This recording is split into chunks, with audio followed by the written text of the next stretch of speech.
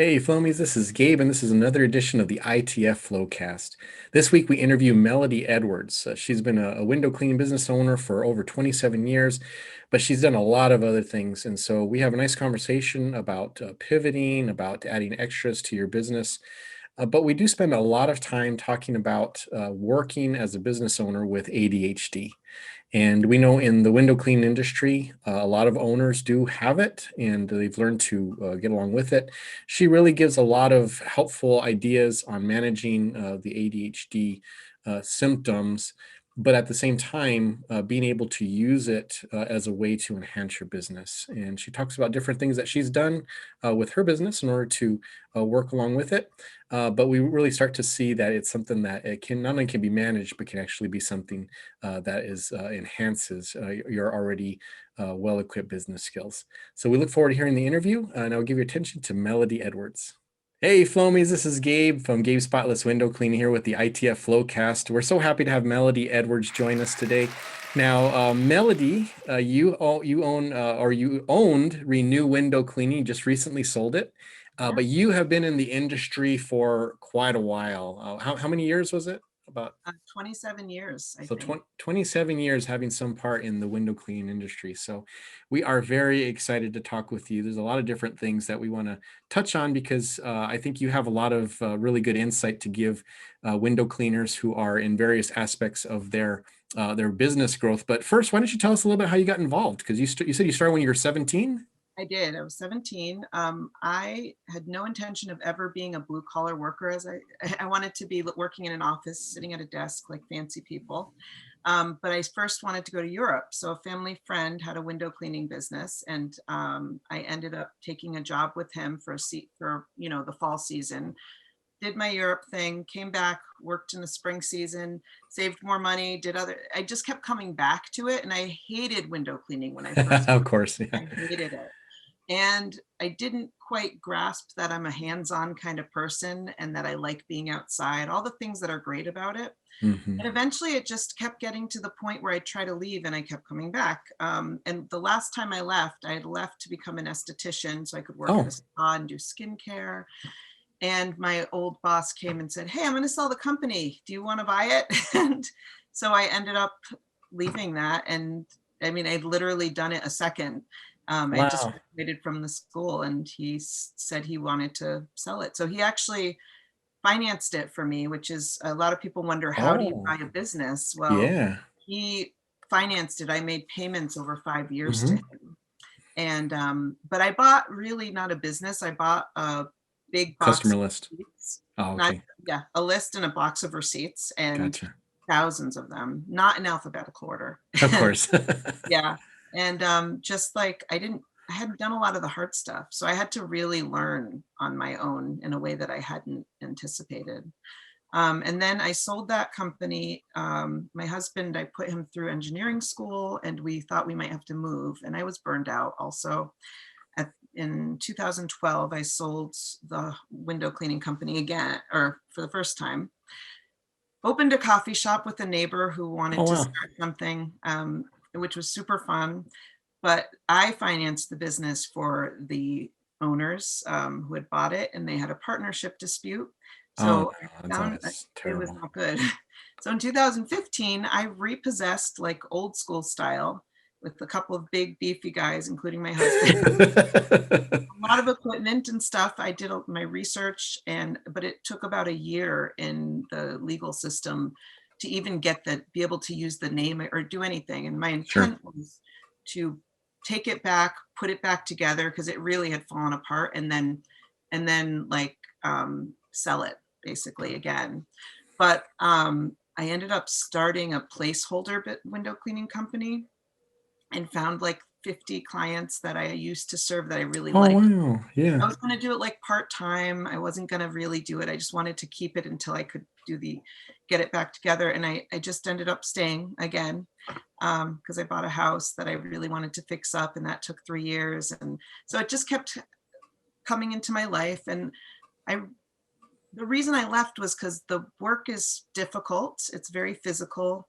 I have kids. I couldn't keep employees. Like things just were really hard. So when I came back, I knew I had to make a change. If I was going to be doing this, I promised my family I wouldn't be a workaholic. So I'm now a recovering workaholic.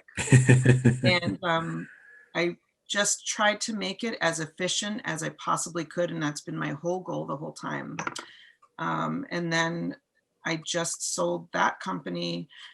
Really, it was a very fast decision for me because I Mhm. bought a holiday lights company Oh, in the okay. fall.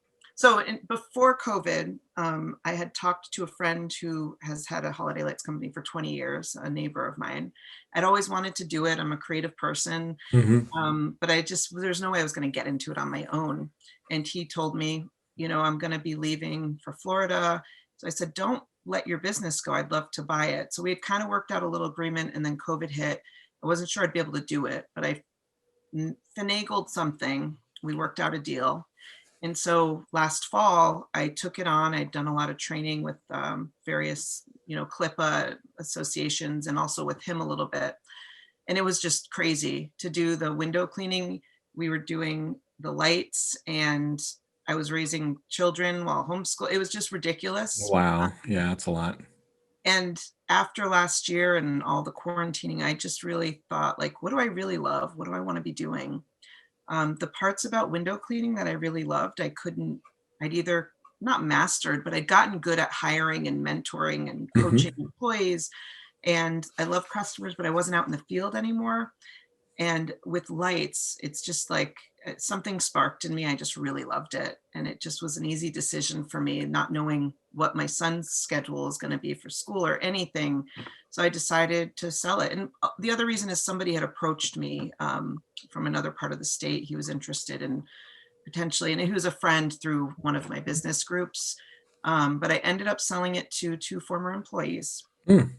And I am still selling it. I'm still in process with that. So Oh, okay. it's technically sold. Everybody thinks of it as sold, but we're still doing the legal part of it. So Right. I'm not operating it. I'm helping train them right now. And Mhm. so I know that was a lot, but that's No, kind that's of, good. Now we're up to speed because I'm glad you mentioned all the different things that you're doing with because one of the topics that I really wanted to address with you is the fact that you do have or you deal with ADHD, right? yeah. And I feel like window cleaning as a community has a higher percentage of people who have ADHD. I think they're Absolutely. attracted to the independence of it. Yep. I know that with like my daughter has ADHD and she really doesn't like working as a team. That's kind of the reason why she doesn't like sports. Yeah. I can remember even at a young age, we tried to put her into like a ballet class, which she loved ballet, Mm, but it wasn't the dancing that got her, it was the having to deal with the other kids. And it's like she has a select few that she really likes, and but it was always, I think, the expectations of others or the feeling that you're not yep. thinking the same way as them. So independent type businesses seem to attract those people. And so Yeah. you've talked a lot about that. You've talked a lot about kind of coping with it, and I think the fact that you have done so many different endeavors really speaks to your ability to use it in a positive way. So, would you share, first of all, kind of your experience with it, and then what things you've learned to help you be productive and positive with ADHD? I would love to. It's something I became very, very vocal about after I got diagnosed. So I struggled. My brother had it, like he was super ADHD. I'm more ADD. I don't have ADD, that yeah, that's the way my daughter is as well. thing. Hmm. So as when I was young, they did not recognize it in me because at the time when I was young, they were looking for like people flying off the walls and mostly boys. That was at the Hmm. time. So I knew what it was, but I saw it very differently from who I am. Hmm. But I just did not fit into the school. I wanted desperately to be able to do the things the way the other kids did, and I just didn't. So I found tricks to get my way through school. I did okay. I was fine. I wasn't even sure I'd get into college, but I did get into college. And I just had like such low self-esteem about my intellectual capacity and just my ability to think. And Hmm. because my mom is not ADD, my dad definitely is, but my mom very much is like a law and order kind of person. So Hmm. to be raised by somebody like that who didn't really understand that I was the opposite of that, and she couldn't understand why I would not follow the rules the way that they were supposed to be done, or it was hard. And so coming into window cleaning, I struggled right off the bat because I very clearly remember, and this has helped me with training employees to think about this. He would give me instructions, and it might be like, you know, why don't you go grab the equipment, grab the storm easel. We're going to need a size 8 squeegee. Go over and do this thing. I was still on go grab the, and then my mind had wandered. And then I was thinking, oh no, I forgot to listen to the rest of us. I can't believe that this happened again. So it's like over and over and over again. That was my pattern. And it took a lot for me to learn how to like actively listen. And finally, when I was in college, trying to finish grad, like my third time around, my doctor said to me, you know, Melody, you're somebody who really struggles. You have a business. I was running a business. I was a single mom at the time. I was like working full-time, school full-time. It was obvious chaos. And he said, you know, you might have this. I don't usually recommend this to adults, but you should go get a full evaluation. And because I think this could really help you to be better at everything. And so I did. It was like a really long 8-10 hour process of all these tests, because they really, for me, it was about learning how I learn and learning about myself. It wasn't about anything else, but it changed my life just to understand how my brain works, to understand, you know, that I wasn't stupid, or that I didn't, you know, it was okay for me to think the way that I did. However, I still struggled in business with that. And I still do, because in business, there are certain things you have to be good at, right? You have to know how to keep a budget. Well, I've always been an intuitive budgeter, as I call it. So my business never failed. We made money, but I know I could have done so much better if I had been able to focus on the detail. There's the training thing that everybody goes through where you're trying to train employees. I used to always do it on the job. Horrible mistake, because they just pick up on all your, you know, shortcuts, and that's for anybody, but especially for me, I would wonder, like, why can't they do it the way that I do it, you know? So there are a lot of things I struggle with that, and not only just with the ADD, but also with being a woman business owner who has a family. So there's all of these different things that come into play for me.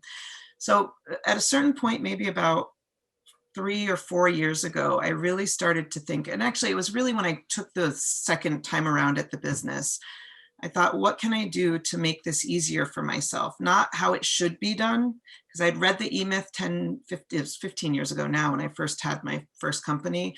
And I was like, this is amazing. I'm going to make my business like this, but he didn't tell you how to do it, right? Right. So I just struggled for years trying to figure out, how do you make a system? Like, how do you do any of this? And so so I kind of over the years got better at it. And then 2 years or a year and a half ago, I joined the Conquer group, which is, you know, the coaching group. And that was a huge decision for me. It felt like, it just felt like I was at the same state of money. Like I'd been making the same amount of money or revenue for so long. I could not break through it. It wasn't enough to have as many employees as I did, but I knew that I didn't like office work. So I hired an office worker, like an office helper, well before I could ever afford one, because to me, it was like I was paying a part of my salary to that person to do the things I hate. And I was okay with that. Yes. Got me a lot of time back. And, but I wanted to learn how you actually run a service business. And I have to say that it feels very expensive, but it was worth every penny, because it was like I got an MBA in managing a window cleaning company or managing a service business, and just having a group, like just even into the flow where you have these people who are very serious, or in that group, it's people who want to be going to a next level.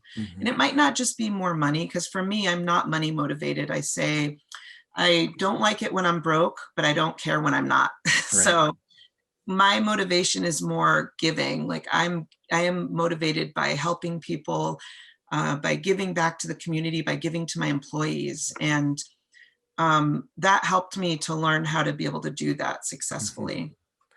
I just real quick, I wrote an article in the American Window Cleaner magazine, and it was what is your superpower?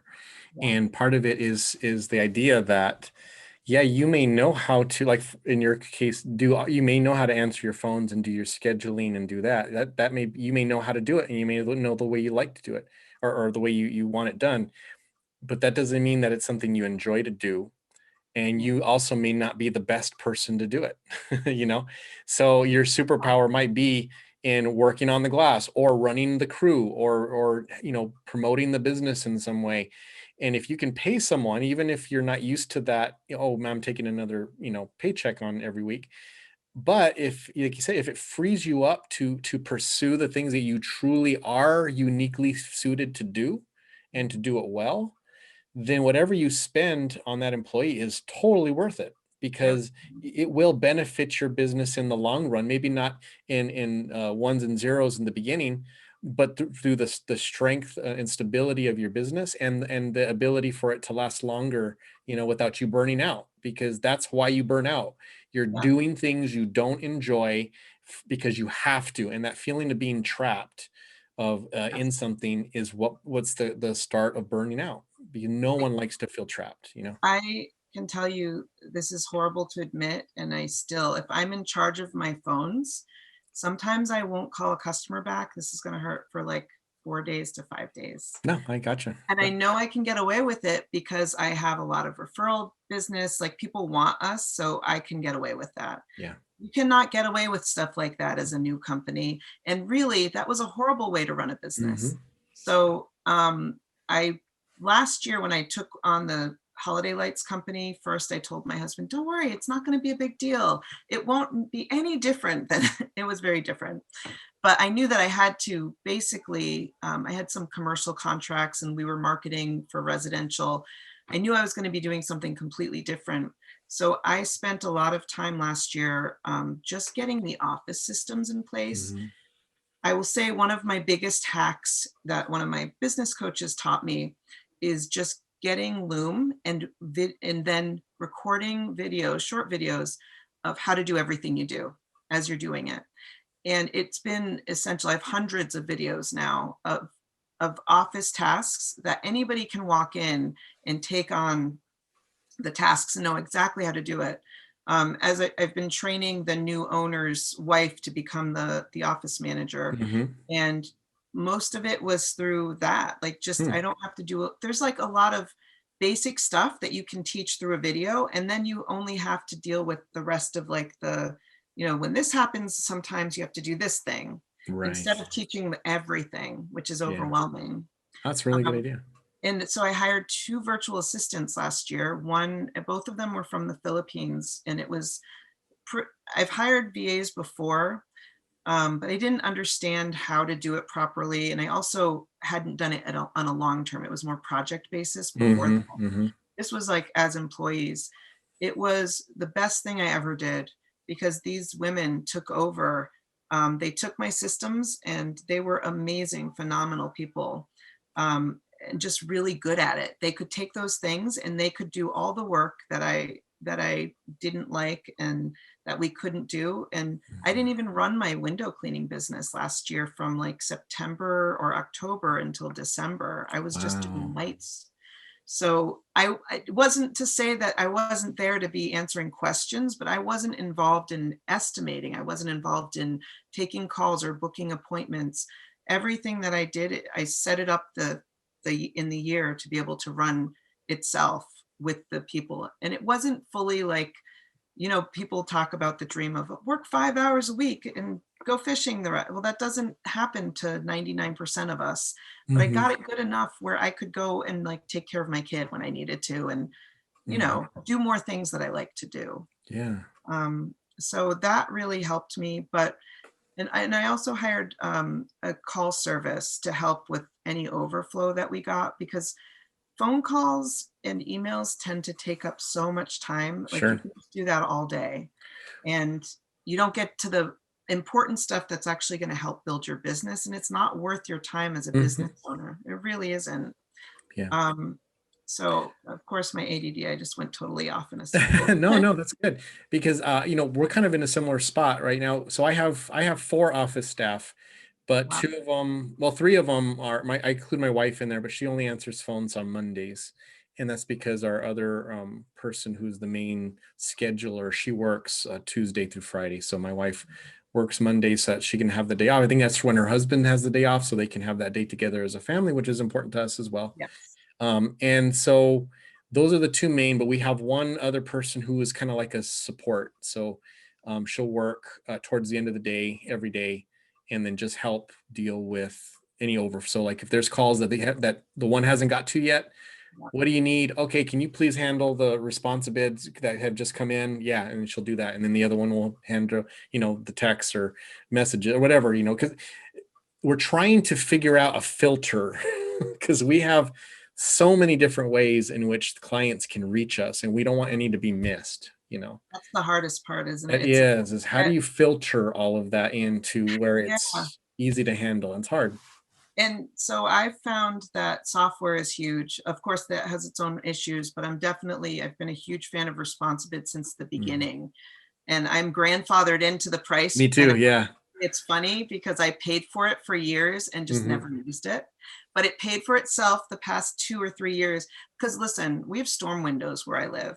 When I called Kurt to say, hey, I'm setting up ResponsiBid, but how do you put in storm windows? He said, what's a storm window? Oh no. Are you Yeah, serious? he's from Arizona. He's in Arizona. We got storm windows in Arizona, just This not is as like much.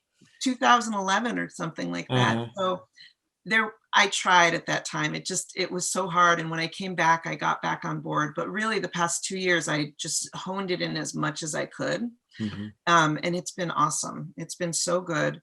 But there's gaps. That's Mhm. not a sales pipeline when you No. have also emails and all sorts of other things going on. And I don't, Amber, she's into the flow too. My mind just went blank on her last name. Anyway, one of our fellow window cleaning people is putting out a software that I've actually started to Oh use. yeah. Yeah, Amber. Jones, right? Is it? Yeah, thank you. Yeah. Oh my gosh, how could I forget that last name? But anyway, she has a software that she's putting out that is pretty exceptional. That has a lot to do with the customer pipeline and just but you're adding more stuff, but it's making it so that somebody in the Philippines, somebody in your office, and whoever else in between can do everything. I found ResponsiBid is great for sales. Slack has been absolutely essential for What's communication. Slack? It's life changing. Is Slack it? is just a platform. You know how you get like a text from one employee and you have to tell the other employee by the phone that they need to do this thing. It's a way to filter all of your communication in one platform. Oh, okay. So I made a video. I'll put it up on the Yeah, group please put an about ITF. Yeah. why it's so good. But basically, you can create these channels. Like it might be Jobs Today channel. The office manager will put up any information about today's jobs. We have a marketing channel where when crews are on a job and they have a beautiful view for our office view of the day, they can throw it into that channel and the Mhm. office person can access it. They forget to log in, there's an hours. So it's like all of these ways, but it's in one platform. Oh, And you can interesting. have it. I'll put out I'll a video. check. Yeah, I'll check it out. It's Right now we pretty much use WhatsApp in that way. WhatsApp kind of is our all-in-one, when we communicate amongst each other. But it's definitely the way the customer reaches us is the challenge. yeah. So I found running 2 companies, it was challenging to hold all the communication together without Slack. Mhm. The customer challenge that's always been hard because I've been a customer factor user Mhm. for That's us many, too. many years. Yeah. But that is a huge blank spot, is the customer pipeline. There's no place, like I've always said to Steve, can you just please put on the front page like something where we can keep track of communication and just check it off and it can get sent to the customer notes after. Something like that would be amazing. Mhm. But right now I use Trello. Well, what we did last year, we used Trello as a way to keep the estimate pipeline going and to keep the communication pipeline going. So I don't like to overcomplicate because people with ADD tend to have the all over the place and also the very like micro detail thing going on. It's like seems Mhm. like the opposite of like one to another, but I will spend hours and hours and hours making a spreadsheet, Yeah. like 10 It's hours. hyper focus. So thank you, hyper focus. And then I'll forget I ever made it 2 days later, Right. because at the moment it's the most important thing I have to. So I try to keep everything I do so simple that it will not confuse anybody. That's been the biggest thing I learned for myself as a person who struggles with ADD. You might be hyper focused on getting the perfect system. You will never have the perfect system. There's no such thing. So keep it as simple as you can. And what we were talking before, like on my phone, I keep my lists and reminders. I don't have a fancy reminder. I just have a Monday through Friday list, because I need one place that I can remember to look. And that's the only place I can remember. So Yeah. it's, there's just a lot of different things that I've used, but like I said, Trello is our customer pipeline. And yeah, Slack. Slack is our communication with our employees and between each other. So no more text messages, no more Voxer, nothing. Nothing else but that. And that's Yeah. been helpful. Yeah, like I said, we've done that with WhatsApp. Like if an employee texts me something work related, I won't answer it, and I'll text them on WhatsApp and say, "Hey, did you need something?" And that's Yeah. just to train them, because my text messaging I reserve for friends, family, non-work stuff, Yeah. because then it's easier for me to know where to find it. If Yes. people are sending me personal stuff in WhatsApp or business stuff on texting, then I'm gonna lose that information, or I'm gonna forget that it's there. So I really try to gear everyone towards, no, if this is work related, I want WhatsApp. If this is something else, then even with me and my wife, if it's something groceries, it will be in text. It will not be Right. on the WhatsApp. If it's business, then it's on the WhatsApp with her. So Yeah. it's just kind of funny how I need that to keep it straight, so. Yeah. And I think, like with my daughter, for instance, she definitely needs, well, first she needs to be allowed to hyper focus when she's ready, Yeah. because it's a relief. It's like a anxiety relief for her, because it gives her that time where she can focus on something that she's very interested in, Mhm. and she doesn't have to think about anything else. And it's like a nice little cocoon for her to be creative and to kind of learn and teach herself things. Like right now, like you mentioned with Minecraft, I don't Yeah. know if it was you or somebody else who It I was me. talked to today. Okay. It's not So my- yeah, Yeah. she loves mine. It's like a little world. And Yeah. so we give her Minecraft time. She'll go and build. And then when she's done, she comes and gets me, and then I go on, because I have my own little Minecraft avatar, she just gives me a tour of Or- her place. That's And I cool. love it, because it's fun, because it's something very personal to her, Yeah. and it's creative, Yeah. and she tells me all the things she did and why she did it. But it's like, that's all things that people with ADHD, they need to have permission to do that. I wish I And had had permission to do that when I was younger. Your Mhm. daughter's very lucky. Yeah. I give myself permission to do that Mhm. now.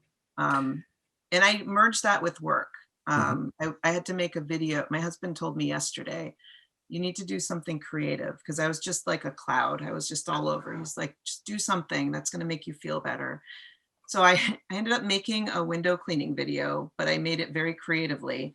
And it's a training video, but it's also like to the song Step by Step by New Kids on the Block. So it's a very funny, cheesy training video. Yeah, And I'm yeah. gonna have my son overdub it in like a Russian accent. So Oh my goodness. it took all of the things that I need to feel like have fun with something, and it's Mhm. also going to be useful. So Well, and I think that's the message that I wanted to come out with this, with window cleaners, because like I mentioned, so many do deal with ADHD, and I think especially, well, in my age group for sure, they did not get the support when they were in oh, school.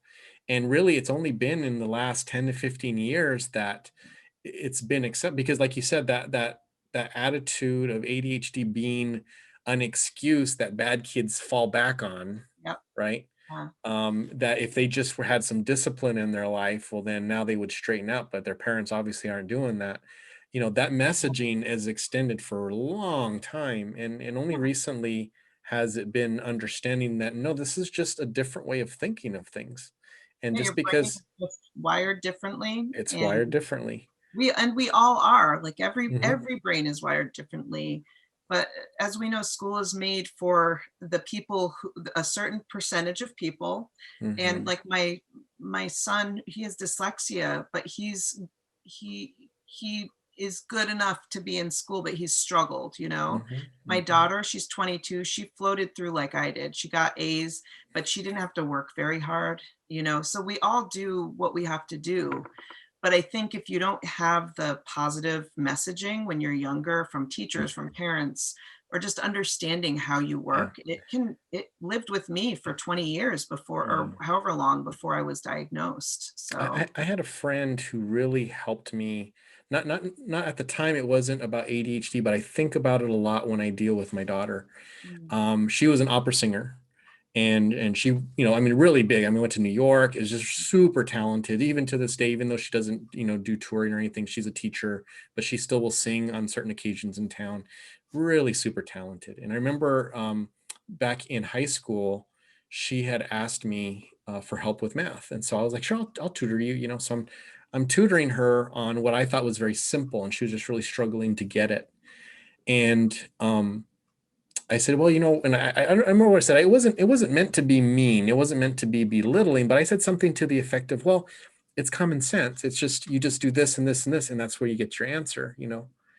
And she says, well, it's common for you, but it's not common for me. so And I said, well, how is it not common? It's just very clear. And she says, okay, well, why don't you sing for me? yep. And it just hit me like a ton of bricks because I could not do what she could do. Now, could I go take some language, or so I could take some singing classes? Could I improve my ability to sing? Absolutely, but I'm never going to sound like her. And so why would I expect her to, who's already struggling with math, because it's just not the way her brain works? Yeah. Could she improve? Yeah, but she's probably never going to understand it the way I understood it at the time. And so I always incorporate that with my daughter, because I don't ever want to tell her what I told my friend. you know Yeah. I Well, don't and ever want to make her feel that way, that, well, you should just get it, because I understand she thinks about it differently.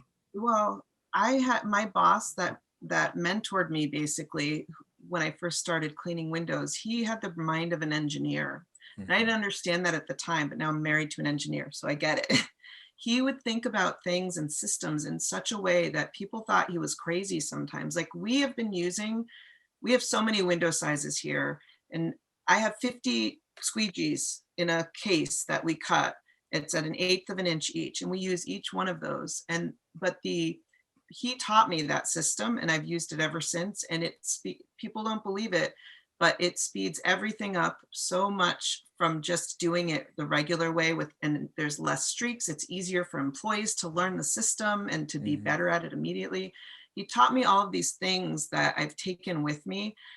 And it's really cool that I got that training from him, because I don't know that I would have been as good at understanding how to do this business if I hadn't understood it from his perspective. So I Mhm. have a very right brain mentality, and he was a very left brain person. So I Mhm. kind of have like a way of being able to think both ways. To mesh, yeah. And I credit him for that. I think a lot of us in business tend to get down on ourselves because we're not Mhm. doing it. Like we struggle because we're stubborn and we want to do it the way. Why can't we do it the way that the book? Well, like I read Yeah. books, like the podcast or the audio book says, you Yeah. know. Yeah. But it's because that's not for us. There's Yeah. other ways for us. Exactly. And again, that's another important message that I really wanted to come across in the podcast with regards to ADHD, is that I think that's where window cleaning is kind of a beautiful occupation, because the bottom line is, how do the windows look at the end of the day? Is the customer satisfied? And there's so many ways to get to that end, Yeah, that someone who has ADHD, who may be, like you say, struggling to do it in the by the book way, can yeah, still achieve that outcome and feel good about themselves, yeah, even though they did it their 100%. way. Yeah, Even though they followed their own rules, they can still get that satisfaction of having the result that in school or in other areas they were punished for doing it their way, and they could never achieve the results unless they did it in the form of the way that they were told. So I think that's what's so cool about window cleaning, is you can find, all of us, no matter what route we take, can get to that end, and it's Yeah, a satisfying way that can provide for us and for our family. So I think that's a really cool it is. thing about our industry. Yeah, I Yeah. love our industry. I always think like, oh, I'm not leaving right now. I have other things I want to do still, Hmm. but it feels a little bittersweet to me that I don't get to, you know what? I'm sure I can go clean some windows if I want to, but it's a little bittersweet to not be running that business anymore. Yeah. So what are some tips then that you have? Because I personally don't, I've never had Yeah. ADHD. I've never struggled with it. But what are some things that you could share with other window cleaners who might have that and are trying to, keep things efficient as much as they can? Yeah. So the hardest thing for any window cleaner slash business owner is to delegate and to let go of things. That's so hard because we think we do it the best and we're so detailed and only we do it the right way. Every one of us says that, but it's not true. Hmm. You have to learn, like I had a back injury when I was 31. And up till then I was at every job. I figured my customers would not let any, in my head, nobody else would be allowed to do it but me. And I was so disappointed when I called that first customer and said, hey, I have to send Ben today because I have a back injury. And they're like, okay, what time will he be here? I was like, what? What about me? And No, that I don't was, think you understand. yeah, I'm not going to be there. That was such an eye opener to me. Like I had been living in this world where it was so stressful and you Mhm. can't grow because you can't be everywhere at once. Yeah. And that's when it really hit me like, oh, I can build something and just teach the Melody way and to other people, and then they'll do it. And I have to say that 95% of customers do not care. If you send a friendly, cheerful person, if you send somebody who is like your personality, who takes off their shoes when they, all the things, that women want, because women are the customers. Let's be, Mhm. it's 80, I've counted, it's 83% of my customers were female. Yeah. And I think that's probably similar because, throughout the country. But if you just do those things, they're fine. And so once you can let go of that, like I need to do everything, you'll be amazed. Like I delegated everything that I could, because I love creating things. I love creating the systems. I love like telling people how to do things, but I don't like to do the things most of the time. Mhm. And I never wanted to grow the company to like, I wasn't like, I'm going to grow it to $1 million. I didn't have a money goal. I told you earlier, I'm not a money Mhm. motivated person, but I I knew that I had certain goals. Like I want to spend more time with my family. I want to spend time with myself. Like I want to do creative things. I'm a woodworker, I'm a Mhm. musician. Like there's things I want to do that take time that I don't, when you're working all day, you can't do. And I didn't get a lot of time with my daughter when she was younger during my workaholic years. So Yeah. I really understand what you miss because she's 22 now. I missed a lot. And Mhm. I don't want to do that with my son. Um, so delegating became essential. Mhm. And that sounds scary to like hire employees or to hire somebody to help you with the office stuff. It sounds really scary because you don't know that it can be as Oh simple yeah. as And, just, and I yeah, I still struggle with it. yeah, Mainly because, and again, it's the whole mentality of giving up the perfect for the good enough. Because I look, sometimes I'll get the schedule and I'll look and I'm like, oh man, this could have been done so much better, and I'll start rearranging, and I got to step back and I'm like, wait a second, yeah. this is not my job anymore. Yep. And it's, you know what, maybe it's not perfectly efficient, it's efficient enough, and I need to just let them do their job, and as long as the customers are happy and the business is Yeah. profitable, there's really no need to worry about that. That's why Responsibit is also so great because Hmm. when I offer people that third package of that for that 1%, it's not a lot. It's like we do the detail work of 99% of the people for that 1% of customer who's not paying more. So once I got on board, we charge 213% of what our silver package is for the Hmm. detail. And I actually told the new owner to raise it because it's not enough for the level of detail, because you can never stop detailing once you start. But Yeah. there's there it amazed me how many people still chose that gold package just because it was there. but most everybody else was happy with silver. As long as you tell the customer what they're going to get, then they're fine, they're happy. Mhm. And we have like 100 reviews online right now that just say that they're happy with our company. So that's one thing, is just learning to delegate. The other part of it is keeping the systems very simple. And having systems is really hard to think about it, because if you start to think about it, your head starts to explode. I've been there. But I actually did a class on how to set up an employee training system. And I can put the link on the thing for anybody who's interested on the Yeah, that'd group. be great.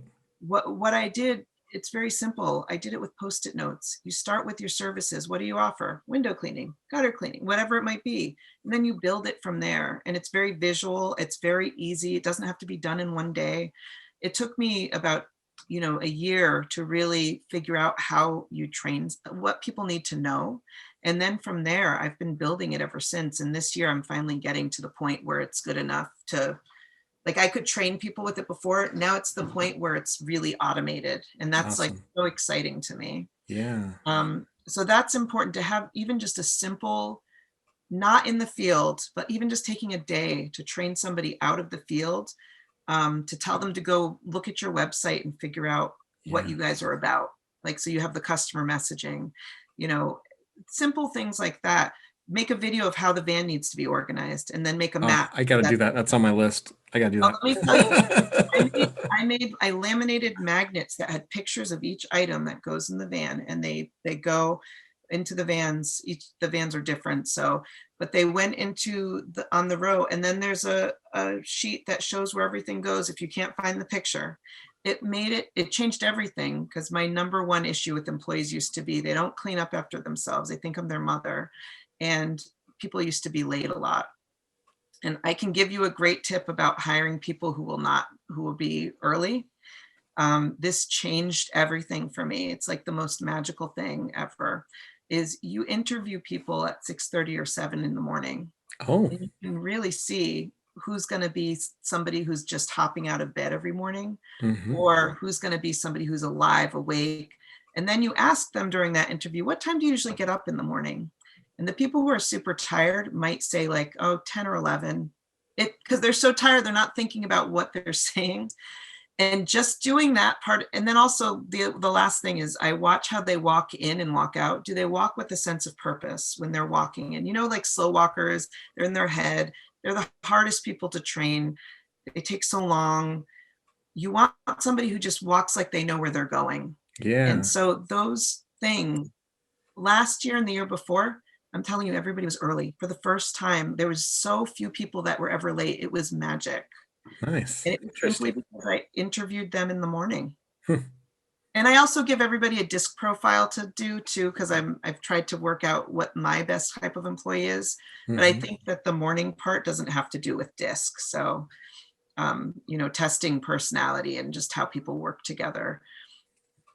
So Interesting. Very cool. yeah, I'm trying to think if one other thing is, I would really suggest that people with ADHD do not work too much, because there is always more work. Find a hobby, find something that's going to fulfill you, because you will burn out, period. It's going to happen. It's just a matter of when. And if you can make it so that your work is very, like, it's hard for people who have this to like have a framework for when you stop, because you never stop. Any business owner, we're always like in our brain figuring out how to do something better, Mhm. but you're just chasing something that, how many hours have I spent doing something that I don't even use that system anymore because it didn't work, but I wasted so much time trying to make it work. Like, just keep things simple, keep it within a framework. Customer expectations can be set. If you're not going to be able to call somebody back right away, have it in your message. Say, we return all calls in the order received. People will stop calling you back 2 or 3 times, or have an auto send on your email. Like, these are tricks that will help you to do better. Hire a bookkeeper if you're not going to Yeah. do if you haven't done your books yet, and it's been like, just hire somebody. It's worth every penny, because you need to know what your numbers are. So it's like things like that we're stubborn about. People can, you know, make little changes, spend a little bit of money sometimes, and it will give them their life back. Yeah. absolutely. No, that's really, really good advice. So I'm just going to go over the 3 points that you mentioned. One was to delegate. Mm, Two was to have systems, keep them simple, but have them. yes. And then three, don't overwork yourself because then you're gonna burn out. Because, and I get that, I get, I know with my daughter, overstimulation is a big thing. And so she has a real hard time going to where big crowds are. So a lot of the typical kid things that we know they like to do, she does not enjoy. She doesn't like going to Dave and Buster's. She doesn't like going where there's a lot of lights and loud noises, I because she hate gets overstimulated. Yep, it's like that. Yeah. So you could apply that easily with overworking yourself. If you've got, all of these jobs and you're exhausted, it's such a drain, that your quality of work is going to be affected, your enjoyment of work is going to be affected. And So yeah, injury, learning to say no. Injuries, absolutely. If you're working that's, on ladders, yeah. sure thing. Even just your body, like if you're not taking care of it when you're working that much, things happen. So I've seen it and I've had it happen. Yeah, yeah. One of the last thing I just wanted to touch on before we run out of time here. One of the things I appreciated that you mentioned in one of your posts in ITF was you had got into soft washing, and you actually made more money doing that than you did with the windows, but you didn't enjoy it as much, so you kind of went by the wayside. Could you talk a little bit about that and why that Yeah. type of choice is so important for business owners to be willing to make, especially if someone is just seeing dollar signs in their eyes, that they may not be Yeah. considering all the factors. Yeah. So I got my first rig in 2015, and it really, I thought people said, "Oh, it's so easy, it's so easy." But coming from a window cleaning perspective, we are much more detail oriented than house washing is. Hmm. And so we're going to see everything that is not done still. Like I don't know. I don't think there's the same. For me, it was really hard to be that dirty. It's like more dirty work. So you can't go in a customer's house and clean windows after you've done house washing. And to be honest, I didn't do a lot of house washing. I did some, but mostly it was my employees. But because I didn't enjoy it, I wasn't like able to inspire them to do it with any amount of joy. So it's something that I kept doing like for customers, but I never advertised it too much. So it would just bring in like maybe 20,000 extra a year, which for us was a good amount. But it was just, when you're not doing it every day, it's hard because the systems aren't in place to make it fast. So these guys who have these amazing rigs, they go out, it takes them 45 minutes to clean a house. I've seen it done. I know it's true. We would never be that fast because we didn't have that type of system, that rig. And it wasn't worth it for us to get it because we weren't doing it every day. Last year during COVID, because my season usually starts end of March. We didn't get to start till June because of COVID. So I had to think, how can I keep this business alive? Because I wasn't sure we were going to make it. And it's the only time in my life that I've not been sure, because I've always just thought, I'll make it work. This time was different. So I ended up getting the rig back up. And this time I hired somebody who is more like you, he wants to do the job. He does whatever job I say. And this was an interesting thing because I am a female and I'm a different kind of communicator and I'm super ADD. So I'm just talking out my ideas and like saying all the stuff, but until it's written down, it's just ideas. So I might be like, well, maybe we can do this thing or that thing. And what he hears is we're doing this We're thing, doing we're this. doing Yep. that thing. Yep. So when I did his review after 30 days, I was like, how could I improve as a manager? He said, do what you say you're going to do. And I was like, ouch. So I talked to him about it. He was really upset with me. And so I said, look, let's negotiate on this because I can't change who I am as a communicator. I've tried, trust me. There are certain things, like I'm better with something like Slack or text where I can think about the message and write it down instead of like Mhm. talking. So I And said, adjust it before you hit send. exactly, a million times. So what we agreed to is that I would email if something was going to be confirmed and be like set in stone. I would email, and that worked great. And he ended up being my operations manager for Christmas lights. I actually ended up selling my pressure washing rig and the Mm. systems to him, and I'm mentoring him on starting his own business right Oh, now. very cool. And I'm really excited for him because he really is going to be very successful. I can tell he just has the drive, but he helped me out so much. So you have to be open to understanding you're not perfect and people don't need to adapt, around you.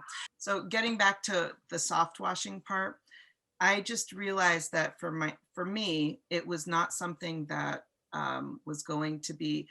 I was fighting the marketing. I was fighting wanting to do that. Like everything in me was like, I don't want to do this. Mm-hmm. Mm-hmm. And it was partially because we didn't have enough training. I ended up investing in training, like professional training, and that was huge. That made a big difference.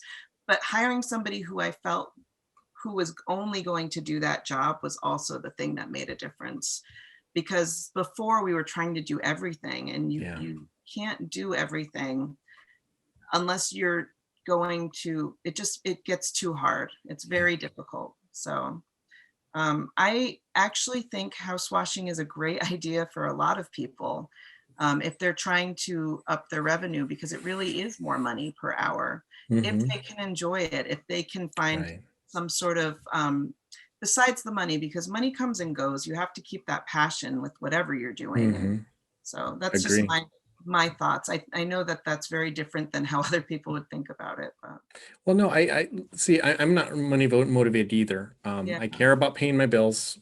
I yes, care about. I know what we as a family need, what I need to be paid. So I'm paid on salary.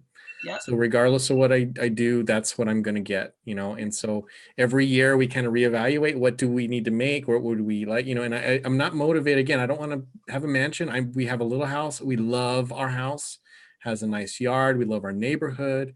My daughter loves her room.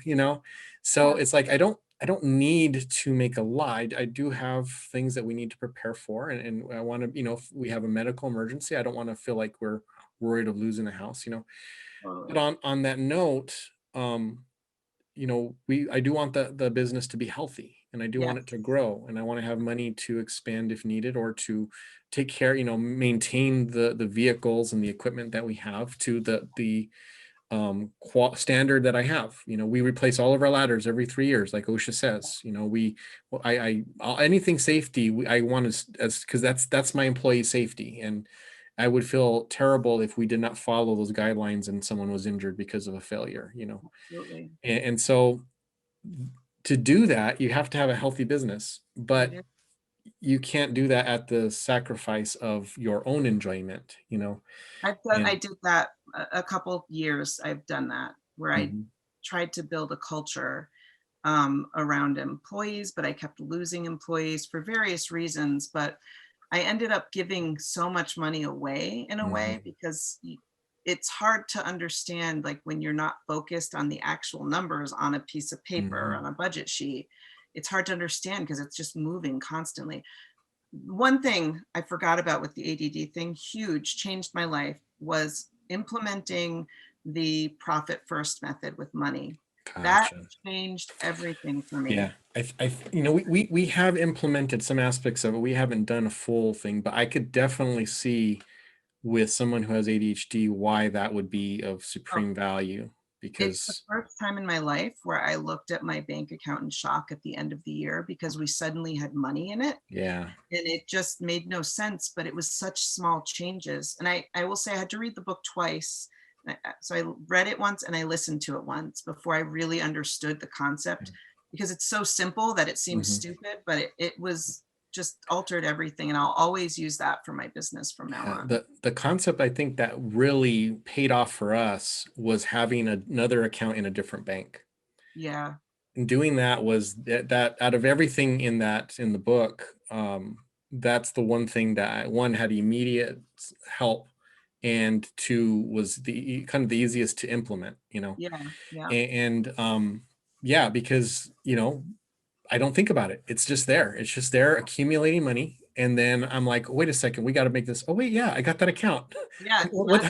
how much is in there? I don't even check it because I don't want to know how Yeah. much is in there until I actually need it. And then I'm like, oh man, I've got like, $6,000 in here. Well, that's what I need for, this new vehicle, or to fix this, or to buy equipment, or buy, uniforms, or whatever it is. It's just such a nice practice to have, because you don't think about it. And if I knew the money was in there, I would find a use for it real fast, Yeah, So, I know. That's how I was. And well, that's and how, especially if you're dealing with an ADHD mentality where yes, ideas are popping in your head, oh, so and many. you're making impulsive decisions. If Yeah. that money's sitting right there, you're gonna spend it. So Yeah. the profit first model is really, I could definitely see that, or the And having benefit of that. money that's very micro budgeted, like it still allows me to be almost an intuitive budgeter, because I have a tax account. I have 10% goes here and 20% goes here. And if I don't have enough, then I have to move something, but I'm not allowed to, like, I'm not supposed to move it, but I try to figure it out or Mhm, raise the percentage, but it's always makes it so that I'm comfortable, because I will mhm. never live with the stress of like not making payroll again, stuff Yeah. like that, or like taking my own money to make payroll. I never want to feel that way again. Mhm. So And I think closely lined up with that idea and that model and that thinking is becoming a corporation and removing yourself from the business. yeah, I've been an Because, S corp, but yeah, because I think that's a big temptation, or not even so much that's the wrong word. It's a big issue when you have ADHD to um, understand the differences between personal and business expenses. And I think it's easier any to, business owner, it's hard. it was for me, I don't have Yeah, ADHD, yeah, but I can see where that's compounded, where, you have things that you want to get, and like you said, ideas pop up.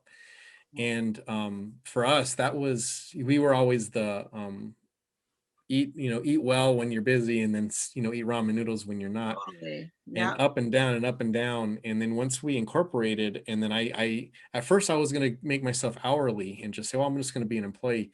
And I was like, no, just make it salary. Then it's consistent. And I'm glad I did that from advice from a person yeah, who helped me. And man, it's made no more up and downs yeah. Because with you the can rely business. on it. Yeah, we And can you can rely on it. actually you budget it out in your year to see Yeah, how much you need to make to be able to put that together. Because I'm seasonal, so we don't work 3 months of the correct. 3 months Exactly. of the year. It's, So that's yeah. crazy. I have to think. It was always feast or famine. One of the ways I learned to survive, and it was very important, I became an S corp, was I became an employee, and then I could go on unemployment. There you go. And most business owners, when they first think about it, they're very prideful and like, I'm not Hmm. working the system, but we're paying into that. Yeah. We're paying into that system. We should be getting something from that system. Yeah. So, you know, Exactly. I think that's a really good point. The thing about when you do incorporate, you gain protections that you don't have as a sole proprietor. yeah, And I think that came out with COVID. Now they've made adjustments, thankfully, to allow a little more leniency towards sole proprietors. But I remember in the beginning with that first PPP, a mm, lot of sole proprietors were being left out, because yeah, they're unlike a corporation, which they were just taking the gross amount. They yeah, were with the sole proprietors, they were trying to divide, well, what exactly was business income, what was personal, and a lot of that's mixed when you're a sole proprietor. it is. Yeah, And if you're just dealing with disbursements, is that really a paycheck? Is it really not, and so I think the down, or the negative aspects of being a sole proprietor were kind of on full display last year. it And was. Yeah, I know a lot of people made some changes, but just in the sense of making things simple and allowing you to have, like you say, a consistent income stream, as opposed to the ups and downs and waves of, oh, this week, we can eat sushi every week, and the next week, I don't know if we're going to pay our mortgage, which you know, I went through. yeah. Well, I think one thing that I really love about that system too is he has the owner's pay account. I don't do it exactly his way either, but Mhm. you have a paycheck that you're getting every week. You're on a salary, and that's for the work that you're doing. But you're also the owner of this business. You've Mhm. taken the risk Yes, for the business. You need exactly. to get a Exactly. profit. That's what the profit is there for, and you need to take that first. Otherwise, it never happens. So Exactly. And that's the other thing too that I benefited so much from, because I, especially working as a sole proprietor for so long, when I hired someone to come work with me on a big job, we split it down the middle. It Yeah. was my job, but it was my friend or it was a buddy. And or maybe we would do like 40-60, Yeah. because I was taking the risk, right? It was my, but it was Yeah. always that amount. And that was always my mentality of, well, I'm just another worker. And it Yeah. wasn't until Profit First that I was like, oh no, wait a second. My reward should be more than just my salary. Absolutely. Yeah. My reward should be, I invested, I put the risk up for this business.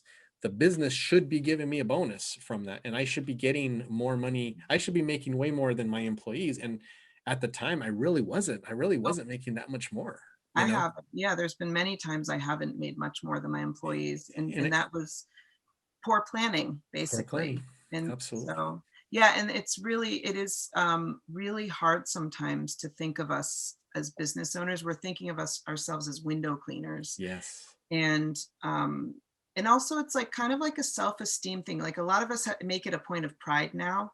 Um, but when I was like younger, I was kind of ashamed to just be a window cleaner Hmm. because I live in a very like elite. It's a menial job. It's a menial job, even though I was making more than most of my friends. People would rather, take pride in somebody who was like getting a higher level of degree. Hmm. So there's always that thing inside where like I'm not good enough.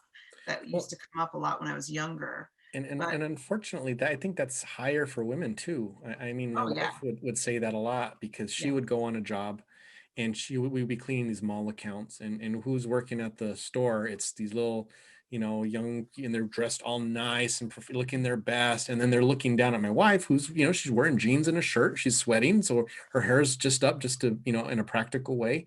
yeah. But yet my wife is making, 4 times as much as that person behind the desk. But it's the whole perception. And so, and of course she dealt with it because my wife's confident, and she knew who she was. But it's Me it's too. annoying, right? Very annoying. And that's one thing I have tried to do in the industry is I do want to bring more women and more people of color and minorities into our industry. It's so obvious I mean, I've been doing it 27 years. How many female-led businesses do you know? Like, there's very few women-owned businesses in our Mhm, industry or mhm, minority-owned. I mean, I know some, but mhm, it's not as much as it should be. And mhm. that's because there's not an entry point for people. They don't understand how to even start something like that. Yeah, So I've really tried to mentor a lot of business owners, as many, and especially women, as I've gone along, yeah, helping them to get into this because you can make so much more than just doing house cleaning, which is what a lot of women tend to go towards. exactly. I, Yeah. I I tell my daughter, I said, look, you don't have to like window cleaning, but you're gonna learn how to clean windows, and you're gonna have accounts, and you're gonna, when you're younger, that's because you're gonna make way more doing this than you are working at McDonald's or working at, a I retail store. working with your kid. I've done that. It's not as easy as it sounds. No, no, it's Yeah. not. But I love the it, idea. I keep yeah. hiring her back, and she's actually a great window cleaner, my daughter. Mhm. My Yeah. son, he's easy to work with, but he's only 11 still, Yeah, so yeah. But I just want her to understand the business aspect of it. I absolutely want her to know, because even if she doesn't do window cleaner or window cleaning, she anything. may decide to start her own business. And I want her to understand, you do the work, you collect the money, put it into the bank. I want her to kind of go on a very small scale where there's no little to no risk for Yeah, her financially. So that way, when she's old enough, if she decides to start, then she at least understands those basic things about, because that stuff I never knew when I oh, I started never it. knew anything. I Yeah, never knew. I never understood that part of it, and I yeah, just want her to know. yes. But anyways, well, we are just about out of time here. Oh, I really, really appreciate you sharing all the information that you did. It's really valuable stuff, and fun. I know all the Flomies who, have ADHD, or maybe even wonder if they do and don't know for sure. You You know, wonder, you probably do. yeah, yeah, and I think it's going to be real helpful. But like you said, I mean, a lot of the issues you don't have to have ADHD to struggle with. It's No, it's just common business owner things that if you're not taught how to deal with, or at least have a mentor to kind of guide you through it, yes, you're going to struggle. And I struggled for years. So yeah. a lot of the advice that you gave was really good. Well, But thank you. yeah, thanks, Melody. It was nice to get to know you better too. Yeah, and I love the group. I'm really excited to be a member, even though I'm just leaving, but I'm staying. So Yeah, you can stay, and that's the beauty about Into the Flow. I don't think you have to be a window cleaner to still be in it and help and yeah, be a contributor in a positive way. You've got the experience in the industry. You're going to be a valuable asset and a reference that people can turn to when they need don't want assistance. all So that time and expertise to go to waste. So absolutely, absolutely. Well, thanks again, Melody. We appreciate thank you, you. and thank you, Flowmies, for being awesome as you always are. You guys have a great week, and we'll talk to you later. Flow on.